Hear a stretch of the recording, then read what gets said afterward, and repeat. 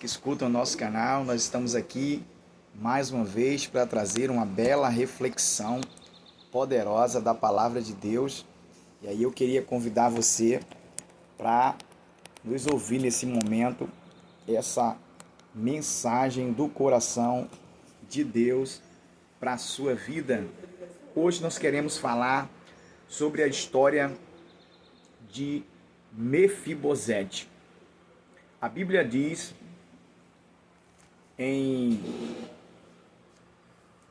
deixa eu mostrar para vocês aqui, acredito que no livro 2 Samuel, rapidinho aqui para a gente ver, 2 Samuel capítulo 9, glória a Deus, 2 Samuel capítulo de número 9, a gente vai falar sobre a história desse príncipe que ficou com um grande problema.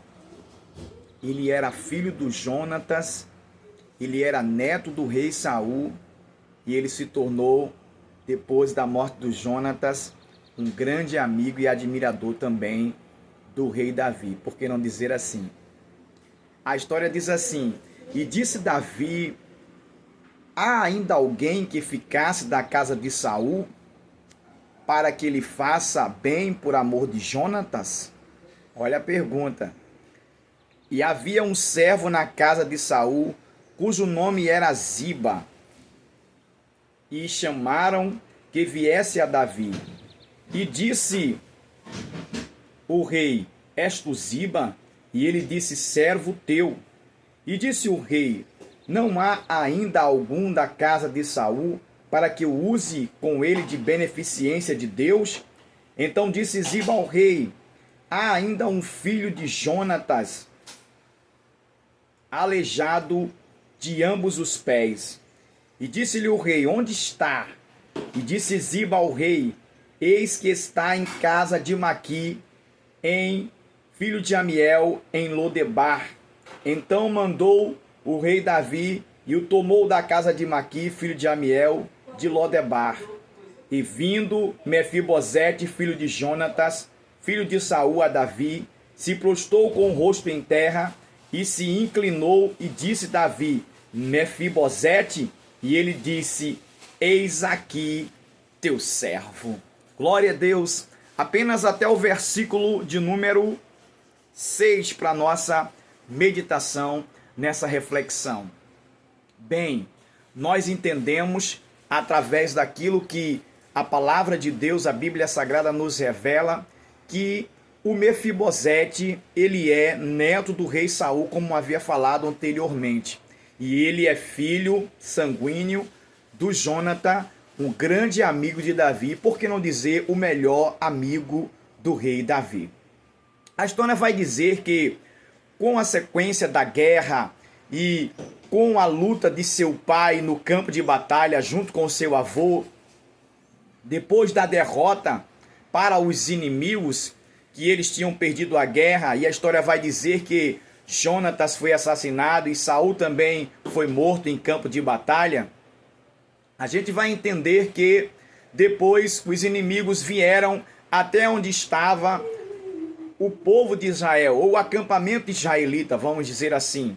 E aí a ama, a moça que cuidava do jovem príncipe por nome de Mefibosete, sendo ele ainda criança, é o que o texto nos revela, ela tenta o esconder e o proteger. A intenção dela era preservar a vida do Mefibosete. Mas aí a história vai dizer que um trágico acidente acontece dentro desse momento em que a ama tenta proteger a criança por nome de Mefibosete. Ele era príncipe e ele também era um herdeiro ao trono. Mas a história vai dizer que quando ela foge, ele cai dos seus braços e uma carroça passa por cima, naquele alvoroço de fugir dos inimigos, naquela correria que estava dizendo a todos o arauto: nós temos que sair daqui porque os inimigos vêm até nós e eles vão nos destruir e vão matar a todos que ele achar.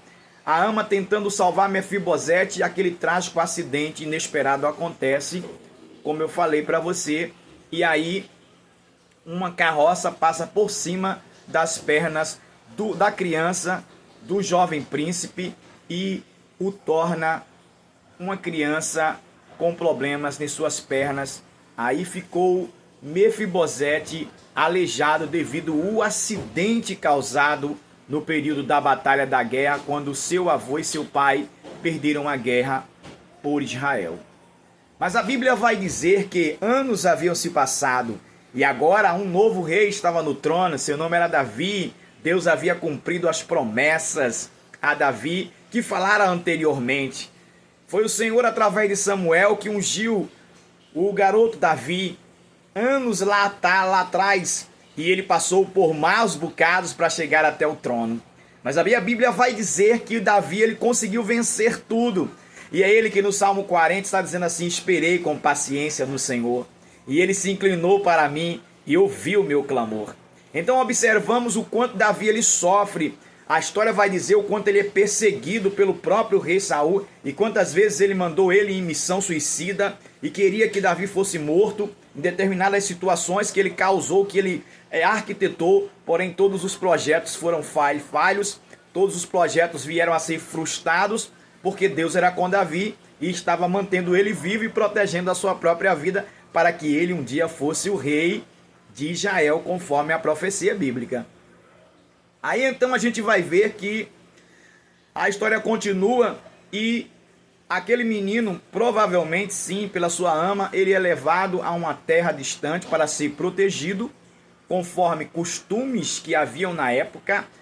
Proteger herdeiros do trono era algo que era dito às amas que alimentavam, né, e estavam ali cuidando, eram aqueles cuidadores dos pequenos príncipes ali. Então ela se preocupou em manter a sua vida, ela se preocupou em dar a ele sobrevivência em meio a toda aquela tragédia que tinha se alastrado sobre sua família e toda a família real. Então Mefibosete vai parar, como nós entendemos no texto aqui que eu li, em casa de Amiel, lá na cidade de Lodebar. E ali ele é criado os anos à frente, ele é cuidado naquele ambiente. A história vai dizer que ele vai crescendo e vai se tornando adulto, porém suas pernas não tiveram conserto. Ele ficou aleijado de ambas as pernas. Acredito também, naquele período, o grave acidente causou-lhe algo muito forte, né? Algo irreversível que não conseguiram, né, salvar. Os movimentos da perna ele havia realmente de fato perdido. A medicina naquela época também não era uma medicina muito avançada. E a gente sabe que o que aconteceu ali foi algo trágico na vida do jovem príncipe. Porém, ele sobrevive. E era essa a vontade da ama, e ele conseguiu sobreviver. E a história vai dizer que